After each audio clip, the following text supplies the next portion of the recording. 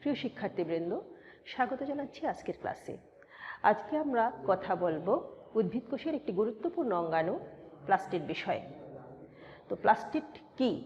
এই প্রশ্নের উত্তরে আমরা কি বলবো? আমরা বলবো উদ্ভিদ কোষের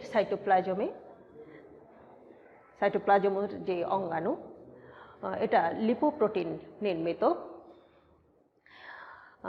দ্বিস্তর আবরণী বিশিষ্ট এবং যেটা উদ্ভিদের খাদ্য সংশ্লেষণ, খাদ্য সঞ্চয় এবং বর্ণ গঠনে গুরুত্বপূর্ণ ভূমিকা রাখে, সেটাই হচ্ছে প্লাস্টিড।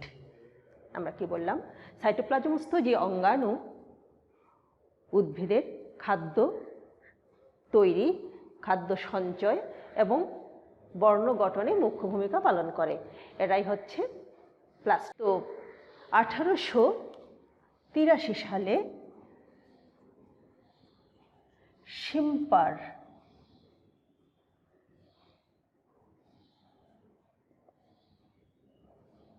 নামক বিজ্ঞানী উদ্ভিদ কোষে প্রথম প্লাস্টিড আবিষ্কার করেন এবং নাম দেন ক্লোরোপ্লাস্ট।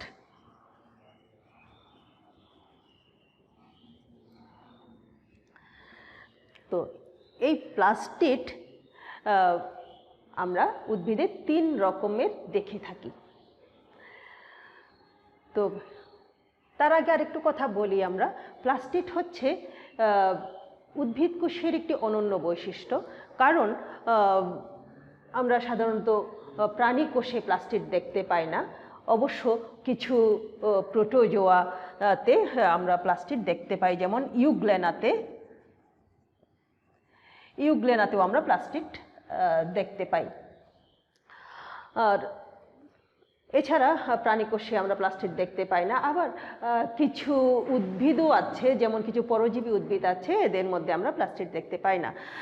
যাই হোক, এটা উদ্ভিদ কোষের একটা অনন্য বৈশিষ্ট্য এবং এই অঙ্গাণুটা পুরো জীবজগৎকে টিকিয়ে রাখার ক্ষেত্রে গুরুত্বপূর্ণ ভূমিকা রাখছে। তো আমরা এখন আসি প্লাস্টিডের ক্লাসিফিকেশনে। প্লাস্টিড আমরা 3 রকম দেখি।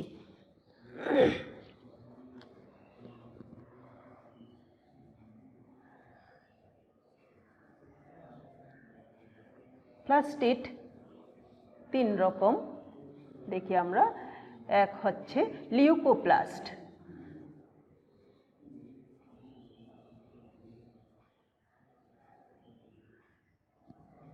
তারপরে ক্রোমোপ্লাস্ট,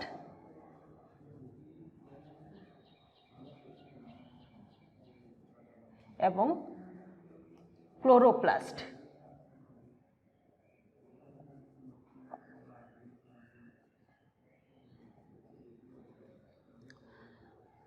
তো প্লাস্টিডের ক্লাসিফিকেশন আমরা দেখছি। আমরা 3 রকম প্লাস্টিড দেখতে পাচ্ছি: লিউকোপ্লাস্ট, ক্রোমোপ্লাস্ট এবং ক্লোরোপ্লাস্ট। তো লিউকোপ্লাস্ট কারা?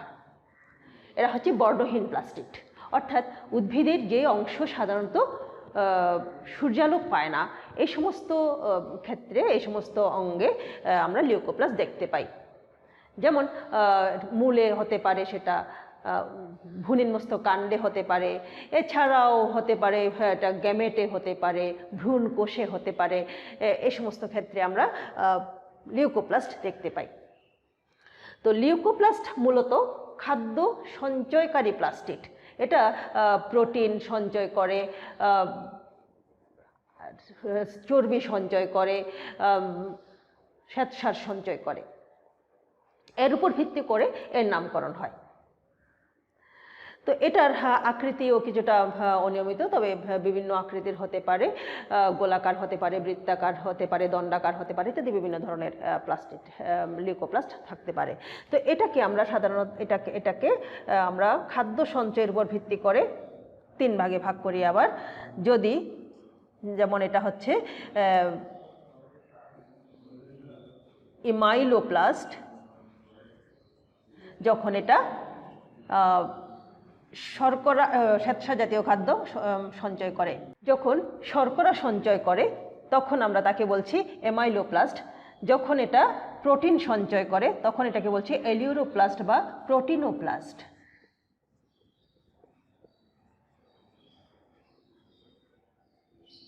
আর যখন চর্বি সঞ্চয় করে তখন তাকে আমরা বলছি ইলায়োপ্লাস্ট।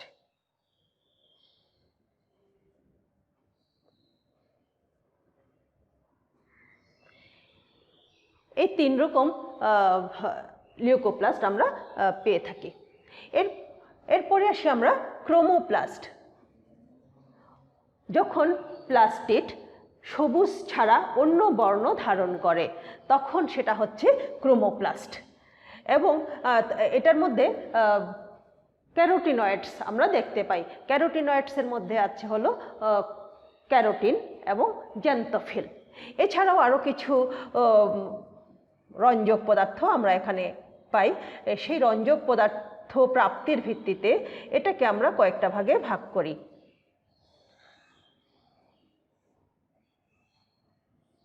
যেমন আমরা যদি এখানে লাল রং ধারণ করলে তাকে বলি আমরা রডোপ্লাস্ট। যখন বাদামি রং ধারণ করে তখন তাকে বলি ফিওপ্লাস্ট। যখন হলুদ রঞ্জক ধারণ করে তখন তাকে বলি জ্যান্থোপ্লাস্ট।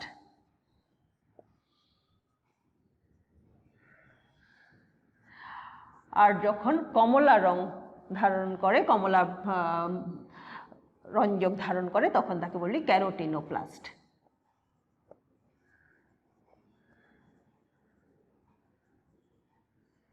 তো এই 4 রকমের বা আরও বিভিন্ন রঞ্জকের উপর আরও বিভিন্ন ধরনের রঞ্জক এরা ধারণ করে থাকে, সে তার উপর ভিত্তি করে এর নামকরণ করা হয়।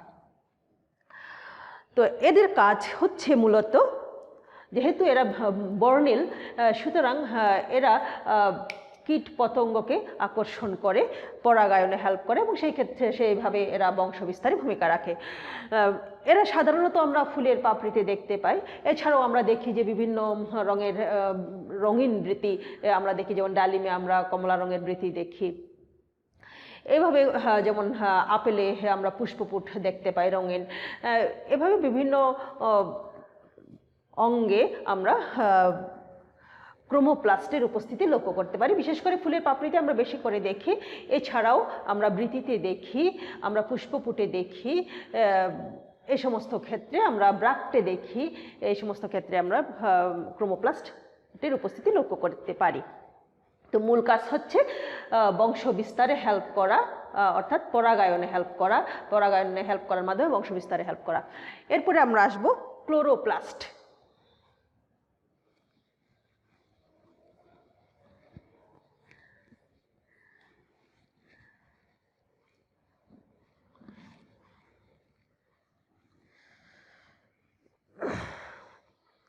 ক্লোরোপ্লাস্ট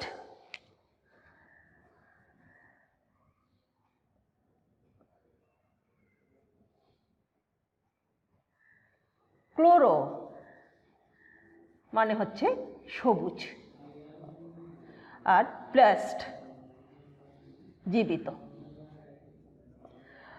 অর্থাৎ এরা সবুজ বর্ণকণিকা ধারণকারী অঙ্গাণু, এরা হচ্ছে ক্লোরোপ্লাস্ট। তো আমরা আগেই বলেছি যে বিজ্ঞানী শিম্পার 1883 খ্রিস্টাব্দে এই ক্লোরোপ্লাস্ট উদ্ভিদ কোষে আবিষ্কার করেন। তো এখানে কি কি আছে? এখানে আছে ক্লোরোফিল এ, ক্লোরোফিল বি, তারপরে আছে ক্যারোটিন, জ্যান্থোফিল ইত্যাদি বর্ণকণিকা এখানে আছে। তবে ক্লোরোফিল বেশি থাকে বলে এর রঙটা সবুজ হয়, অন্যান্য বর্ণকণিকাগুলো অপেক্ষাকৃত কম পরিমাণে থাকে। তো সাধারণত আমরা দেখতে পাই এগুলো উদ্ভিদের পাতায় ক্লোরোফিল থাকে অনেক বেশি। এছাড়া সবুজ কাণ্ড অর্থাৎ কচি কাণ্ড যেগুলো সেগুলোতে থাকে, ফুলের বৃতিতে থাকে ইত্যাদি বিভিন্ন অংশে আমরা ক্লোরোফিল দেখতে পাই। আবার এই ক্লোরোফিলগুলো সূর্যালোক না পেলে এরা কিন্তু লিউকোপ্লাস্টে পরিণত হয়, অর্থাৎ ক্লোরোপ্লাস্টগুলো লিউকোপ্লাস্টে পরিণত হয়। কি ক্ষেত্রে? লিউকোপ্লাস্টের ক্ষেত্রে প্রযোজ্য। লিউকোপ্লাস্ট যখন সূর্যালোক পায় তখন এরা ক্লোরোপ্লাস্টে রূপান্তরিত হতে পারে। তো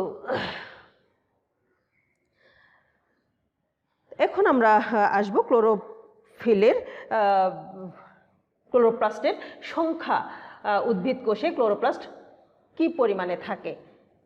এই ক্লোরোপ্লাস্টকে আমরা কিন্তু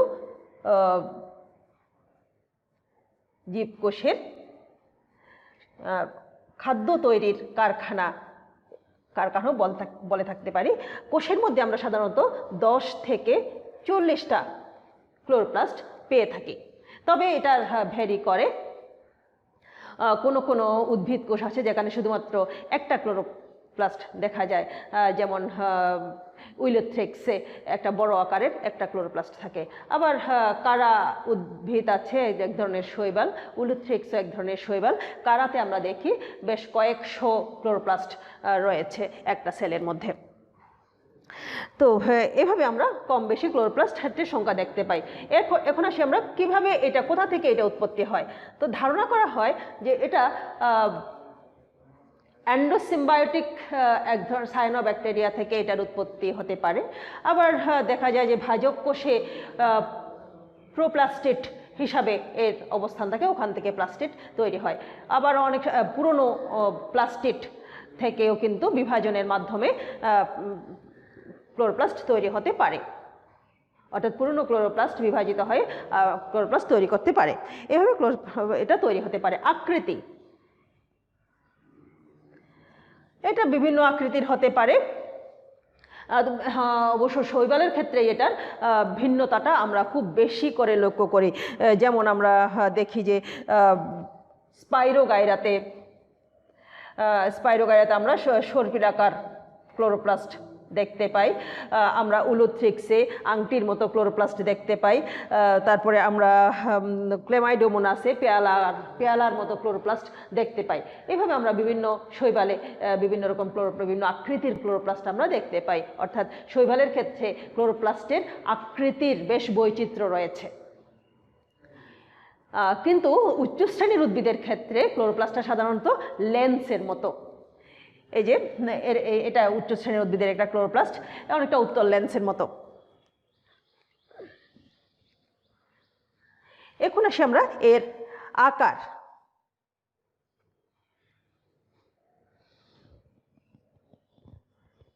উচ্চ শ্রেণীর উদ্ভিদে যে ক্লোরোপ্লাস্ট, তার আকারটা সেটা দৈর্ঘ্য হতে পারে 3 থেকে 10 মাইক্রোমিটার, প্রস্থ 2 থেকে 4 মাইক্রোমিটার এবং উচ্চতা, পুরুত্ব বা উচ্চতা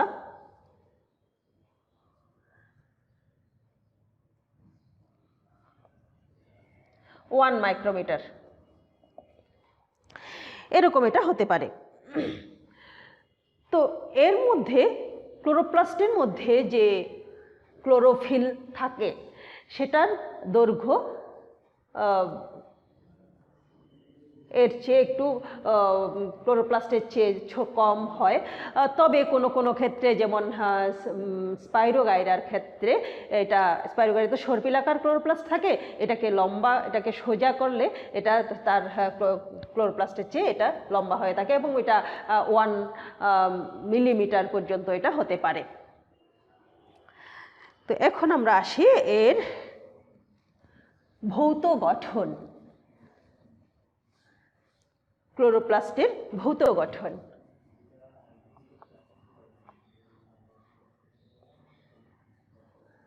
আমরা একটু ছবিতে আসি। প্রথমে এই যে এটা আবরণী, প্রথমে হচ্ছে আবরণ। আবরণী আমরা কয়টা দেখতে পাচ্ছি এখানে? এই একটা, দুটো। বাইরেটা হচ্ছে বহিস্থ আবরণ বা বহিস্থ পর্দা, আর ভেতরেরটা হচ্ছে অন্তস্থ আবরণ বা অন্তস্থ পর্দা। এই দুই পর্দার মাঝখানে যে স্পেসটা, এই যে স্পেসটা, এটাকে আমরা বলি পেরিপ্লাস্টিডিয়াল স্পেস। তো এই পর্দাগুলো প্রতিটি পর্দা কিন্তু 90 থেকে 100 অ্যাংস্ট্রোম পর্যন্ত পুরু হতে পারে। এই প্রত্যেকটা পর্দা 90 থেকে 100 অ্যাংস্ট্রোম পুরু হতে পারে। এরা সেমি পারমিয়েবল, তবে বাইরের পর্দাটা অর্থাৎ বহিস্থ পর্দাটা একটু বেশি মাত্রায় ভেদ্য। এর আবরণটা আমরা প্লাজমা মেমব্রেন পড়ার সময় পড়েছিলাম যে এর মেমব্রেনটা ফসফোলিপিড একটা এর উপাদান, অর্থাৎ মেমব্রেনের একটা উপাদান হচ্ছে ফসফোলিপিড। তো কিন্তু এখানে কিন্তু ফসফোলিপিডের পরিবর্তে থাকে গ্লাইকোলিপিড, ফলে এর গঠনটা একটু ভিন্ন হয়। এরপরে আমরা আসি স্ট্রোমা। স্ট্রোমা হচ্ছে এই যে দুই পর্দা ঘেরা যে এখানে যে কলোয়েডাল তরলটা রয়েছে সেগুলো হচ্ছে স্ট্রোমা। এখানে বিভিন্ন উপাদান এখানে থাকে স্ট্রোমায়। এরা মূলত কিন্তু দ্রবণীয় প্রোটিন। স্ট্রোমা হচ্ছে মূলত দ্রবণীয় প্রোটিন। এছাড়া এখানে কিছু চর্বি থাকে, অর্থাৎ চর্বির দানা আকারে থাকে, শ্বেতসার দানা থাকে, তারপরে ডিএনএ আছে, এরকম কিছু এনজাইম আছে, এই জাতীয় অনেকগুলো উপাদান এখানে থাকে। এছাড়া কিছু খনিজ উপাদানও আছে এখানে, যেমন এটা আয়রন, ম্যাঙ্গানিজ, জিঙ্ক, ম্যাগনেসিয়াম ইত্যাদি কিছু খনিজ উপাদানও এখানে আমরা পাই। তো এখানে সালোক সংশ্লেষণের কার্বন বিজারণ পর্যায়টা এখানে সম্পন্ন হয়ে থাকে। সেটা C3 উদ্ভিদ বা C4 উদ্ভিদ বা ক্রিস্টালেশন অ্যাসিড মেটাবলিজম যেখানে হয় সেই সমস্ত উদ্ভিদের ক্ষেত্রে সব ক্ষেত্রেই প্রযোজ্য। অর্থাৎ সালোক সংশ্লেষণের আলোক নিরপেক্ষ পর্যায়ে যে কার্বন বিজারণের ধাপটা সেটা এখানে সম্পন্ন হয়ে থাকে, এবং ওই কার্বন বিজারণ প্রক্রিয়ায় যে এনজাইমটা প্রথমেই কাজে লাগে, অর্থাৎ রাইবোলোজ 1,5-বিসফসফেট-কে বিসফসফেটের সাথে কার্বন ডাইঅক্সাইড সংযুক্ত করার সময় যে এনজাইমটা কাজে লাগে সেটার নাম হচ্ছে রুবিস্কো এনজাইম।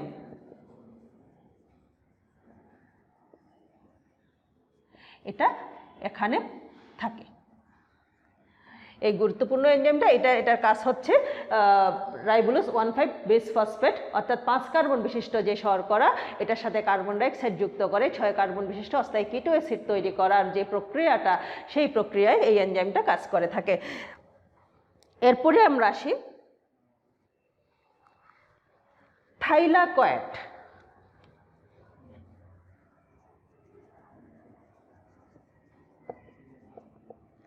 থাইলাকয়েড কোনটা? আমরা এখানে একটু বড় করে দেখিয়েছি। এই অংশটা হচ্ছে থাইলা, এই যে চ্যাপ্টা থলের মতো যে অংশগুলো, এইগুলো হচ্ছে থাইলাকয়েড। এখানে এই যে এখানে 1, 2, 3, 4 এরকম দেখানো হয়েছে, এগুলো হচ্ছে থাইলাকয়েড। এই পুরো জিনিসটা এটা একটা থাইলাকয়েড, এটা একটা এই জিনিসগুলো হচ্ছে থাইলাকয়েড। উচ্চ শ্রেণীর উদ্ভিদে এই থাইলাকয়েডগুলো স্তরীভূত হয়, একটার উপর একটা সজ্জিত হয়ে একটা স্তর গঠন করে। এই টোটাল জিনিসটাকে তখন এই স্তরীভূত থাইলাকয়েডগুলোকে আমরা গ্রানাম বা গ্রানা বলে থাকি। তো একটা ক্লোরোপ্লাস্টে এইরকম গ্রানা থাকে 40 থেকে 60টা। থাইলাকয়েডের ক্ষেত্রে গ্রানা থাকে 40 থেকে 60টা, এবং প্রত্যেকটা গ্রানায় এরকম থাইলাকয়েড থাকে 10 থেকে 100টা। এরকম থাইলাকয়েডগুলো এগুলো আমরা এখানে কম দেখিয়েছি, যদিও এগুলো মিনিমাম 10টা থেকে 100টা পর্যন্ত থাইলাকয়েড একটার উপর একটা সজ্জিত হয়ে একটা গ্রানা তৈরি করে, এবং এরকম গ্রানা থাকে। এরপরে আমরা আসি স্ট্রোমা ল্যামেলি। স্ট্রোমা ল্যামেলি কোনটা? এই যে একটা গ্রানা, এটা আরেকটা গ্রানা।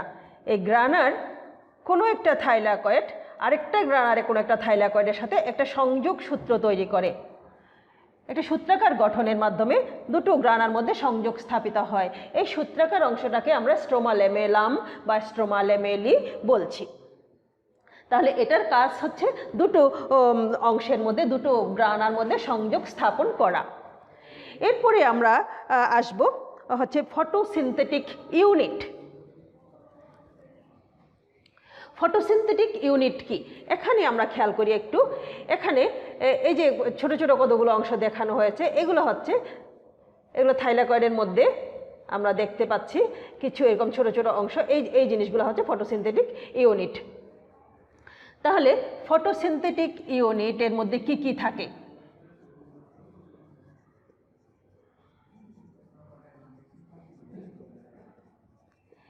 এখানে কি কি আছে?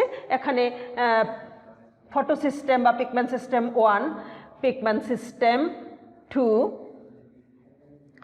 তারপরে ইলেকট্রন বাহক,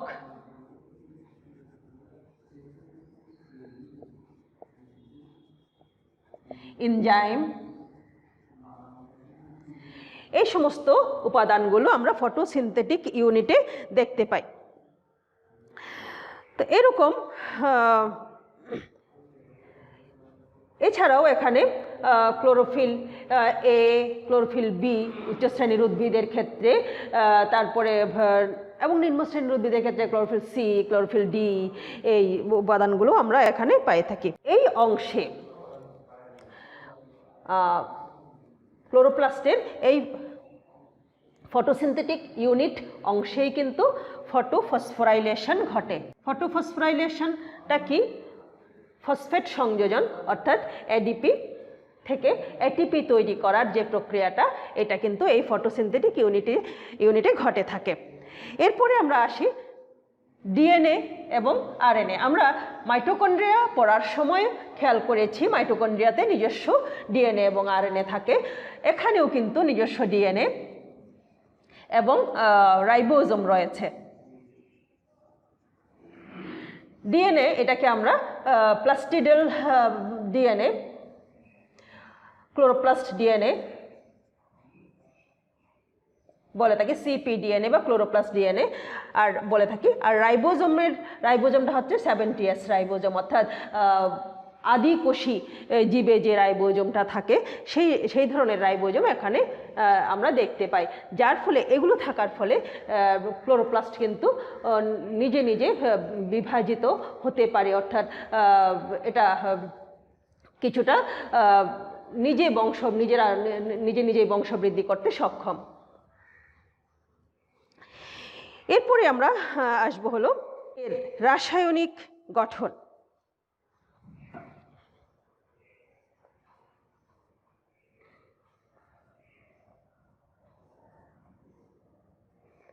কি কি উপাদান আছে ক্লোরোপ্লাস্টে, রাসায়নিকভাবে কি কি উপাদান নিয়ে এটা গঠিত? তো প্রথমে আমরা সেটা কিন্তু আবরণটা কিন্তু লিপোপ্রোটিন, অর্থাৎ লিপিড এবং প্রোটিনের সমন্বয়ে গঠিত। তো প্রোটিন আছে কত? আমিষ বা প্রোটিন আছে 35 থেকে 55% শুষ্ক ওজনের। এটা ক্লোরোপ্লাস্টের শুষ্ক ওজনের এত ভাগ হচ্ছে 35 থেকে 55 ভাগ, এটা হচ্ছে প্রোটিন। লিপিড 10 থেকে 20 ভাগ। রঞ্জক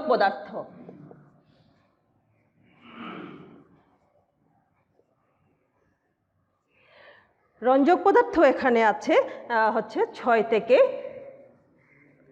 12 ভাগ। তারপরে আছে এখানে আমরা দেখেছি যে নিউক্লিক অ্যাসিড, অর্থাৎ ডিএনএ, আরএনএ এগুলা রয়েছে। নিউক্লিক অ্যাসিড এখানে আছে প্রায় 5 ভাগ। এছাড়া খনিজ উপাদান, আমরা কিছু খনিজ উপাদানের কথাও এখানে বলেছি। খনিজ পদার্থ আছে 3 ভাগ। রাসায়নিকভাবে এই উপাদানগুলো এখানে আছে। তো এখন আসি আমরা এই যে আমিষ 35 থেকে 55 এখানে রয়েছে। এখানে কিন্তু এই আমিষের 80% হচ্ছে অদ্রবণীয়, বাকি 20% দ্রবণীয়। এই অদ্রবণীয় 80% এরা এই যে মেমব্রেন নির্মাণে অর্থাৎ ঝিল্লি নির্মাণে এগুলো ব্যবহৃত হয়। লিপিডের মধ্যে বেশিরভাগ কিন্তু ফসফোলিপিড।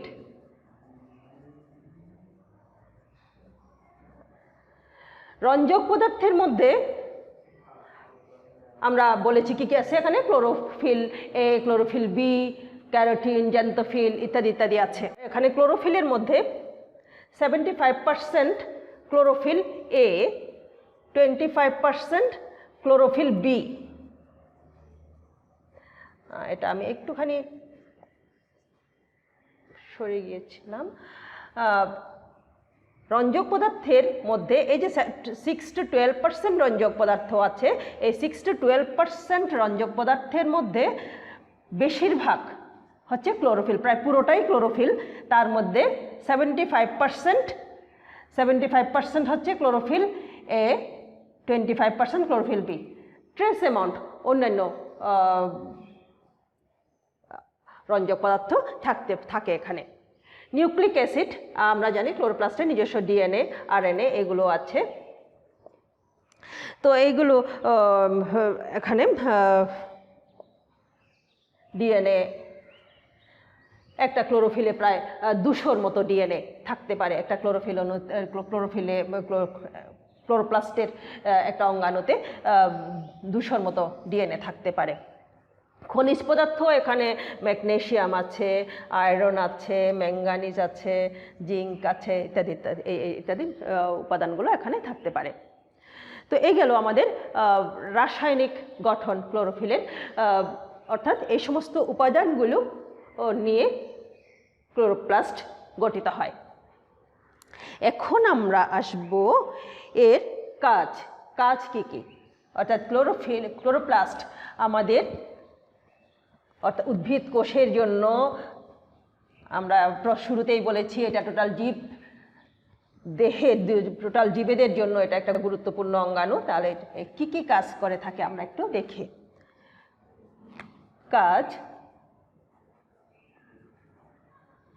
প্রথম কাজ হচ্ছে খাদ্য প্রস্তুত করে। তাহলে খাদ্য প্রস্তুত, কি ধরনের খাদ্য প্রস্তুত করে আমরা জানি, এটা শর্করা জাতীয় খাদ্য এটা প্রস্তুত করে।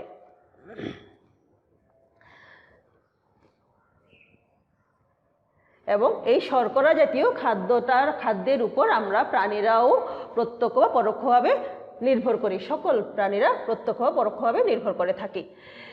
তারপরে হচ্ছে এটা সৌরশক্তিকে, এই খাদ্য প্রস্তুতের জন্য তাকে কি করতে হয়, সৌরশক্তিকে আবদ্ধ করতে হয়। কোথায় আবদ্ধ করে, কোয়ান্টোসোমে আবদ্ধ করে। সৌরশক্তিকে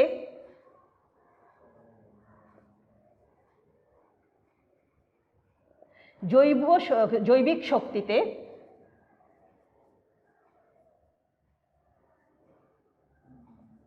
রূপান্তর,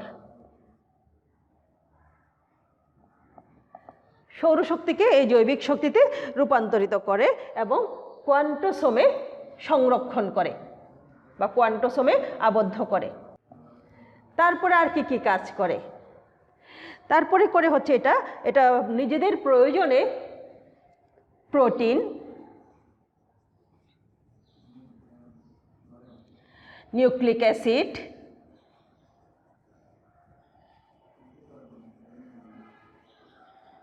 ইত্যাদি নিজেরা তৈরি করতে পারে। যেহেতু এর নিজস্ব রাইবোজোম আছে, সুতরাং এটা প্রোটিন তৈরি করতে পারে। আর নিজস্ব ডিএনএ তো আছে, নিজস্ব ডিএনএ যেহেতু আছে সে এটা পুনরুৎপাদন করতে পারে। তারপরে উদ্ভিদের অনাক্রম্য সাড়াদানে সহায়তা করে। অনাক্রম্য সাড়াদান মানে কি, এটা উদ্ভিদদের বিভিন্ন রোগের আক্রমণ থেকে অর্থাৎ প্রতিরোধ ব্যবস্থার বজায় রাখার ক্ষেত্রেও এটার একটা গুরুত্বপূর্ণ ভূমিকা আছে। তারপরে আর কি কি কাজ করে এটা এডিপি থেকে এটিপি তৈরি করে, অর্থাৎ ফটো ফসফোরাইলেশন এখানে ঘটে থাকে। এটা ফটো রেসপিরেশনেও এটার ভূমিকা রয়েছে।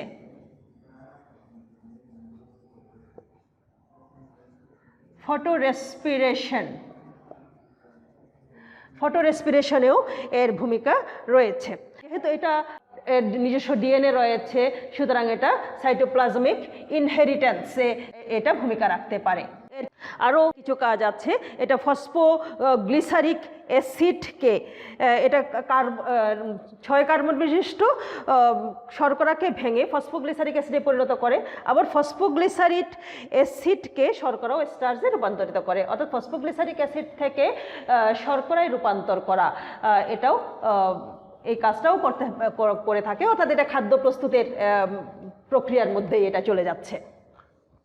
তো এই সমস্ত এই যে কাজগুলো, এই কাজগুলো কিন্তু, এই সকল কাজ কিন্তু একটা ক্লোরোপ্লাস্টের মধ্যে ঘটে থাকে। তো এই যে কাজগুলো ঘটে থাকে, এই কাজগুলো কোথায়, কোন অংশে ঘটে? এই যে বাইরের যে প্রাচীরটা, এটা কিন্তু ভিতরের এই অংশগুলোকে রক্ষা করে, ভিতরের যে অংশগুলো আছে সেগুলোকে রক্ষা করে থাকে, অর্থাৎ বাইরের প্রাচীরের কাজ হচ্ছে ভেতরের অংশটাকে সুরক্ষা দেওয়া।